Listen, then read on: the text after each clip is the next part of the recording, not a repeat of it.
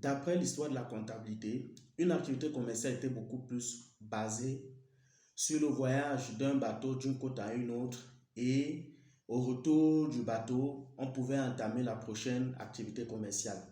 Ainsi, est survenue l'idée de vouloir pérenniser les différentes activités commerciales d'un même bateau, d'où la création d'une entité, notamment une entreprise.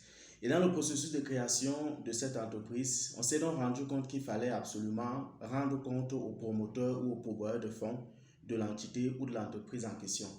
De là est découlée la nécessité de rendre compte dans un message compréhensible entre les parties prenantes de l'entreprise, les dirigeants de l'entreprise et les propriétaires de l'entreprise, d'où la notion de normalisation.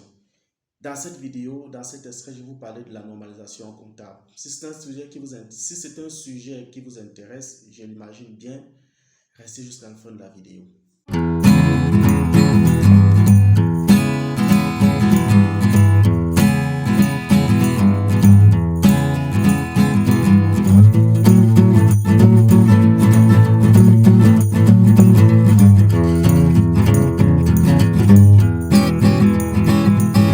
Salut à toi, bienvenue sur ma chaîne, bienvenue sur DT Consulting and Finance. Ici, je vous parle de performance et de professionnalisme dans les métiers de gestion.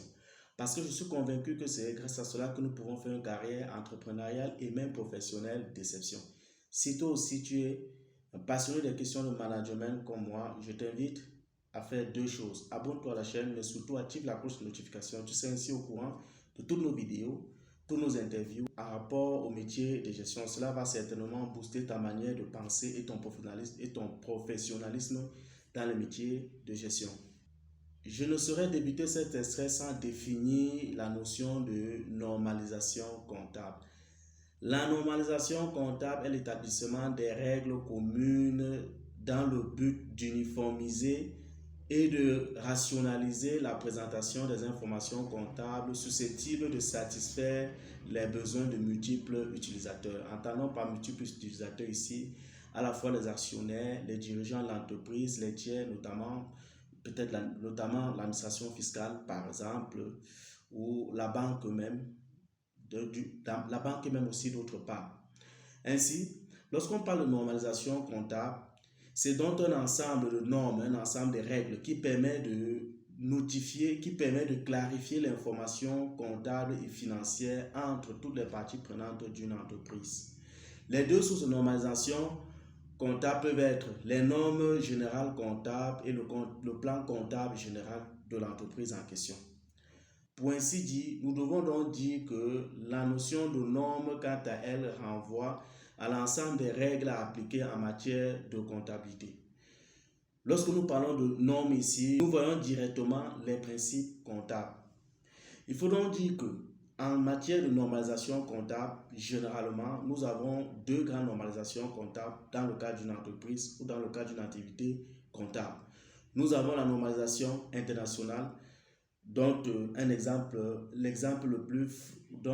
normalisation la plus fréquente est l'IFRS, International Financial Reporting Standard. La normalisation nationale.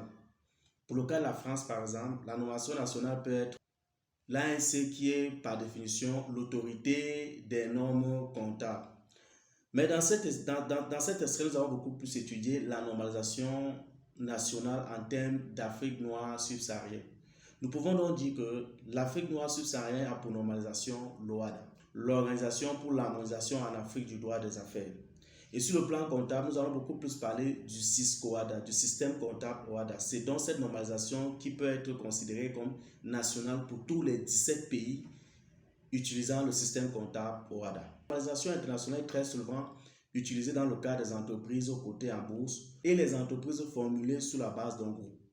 Pour les entreprises cotées en bourse, ils ont l'obligation de présenter leurs états financiers sous la normalisation internationale, c'est-à-dire la normalisation IFRS. Ceci dans le but de mettre en exergue les états financiers sous la base d'un langage compréhensible à la fois par les propriétaires de l'entreprise, les actionnaires de l'entreprise et les dirigeants de l'entreprise. Il faut donc dire que cette normalisation internationale est beaucoup plus centrée sur les propriétaires. La normalisation nationale, quant à elle, dans le cadre de l'Afrique noire subsaharienne, Détenu ici par le Cisco OADA, système comptable OADA, est orienté beaucoup plus vers l'activité. Les comptes sont sociaux. Ainsi, dans le cas de cette normalisation qui est l'objet de notre étude, les états financiers à produire sont très souvent le bilan qui, quant à lui, fait l'état de la situation financière de l'entreprise en termes d'emploi et de ressources. Compte de résultat qui, pour lui, rend compte de la performance de l'entreprise, notamment en termes de charges et de produits. Le tableau financier des ressources et des emplois, appelé très souvent TAFI, qui lui rend compte sur la liquidité de l'entreprise. Le tableau de variation des capitaux propres, qui quant à lui rend compte sur la variation de la richesse des actionnaires. Et enfin, les états annexes, notamment appelés les notes, qui pour eux sont les éléments complémentaires, les éléments explicatifs de tous ces différents tableaux cités précédemment.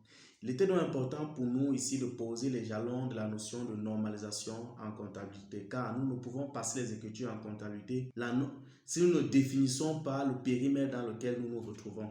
Ainsi, nous voyons donc que la notion de norme en comptabilité est très très importante. C'est la base de toute écriture comptable, c'est la base de toute activité comptable, c'est aussi la base de tout système comptable. Voilà pour ainsi dire. Voilà pour ainsi détailler pour toi la notion de normalisation et de normes en comptabilité. Partage massivement la vidéo afin de pouvoir édifier plus d'une personne.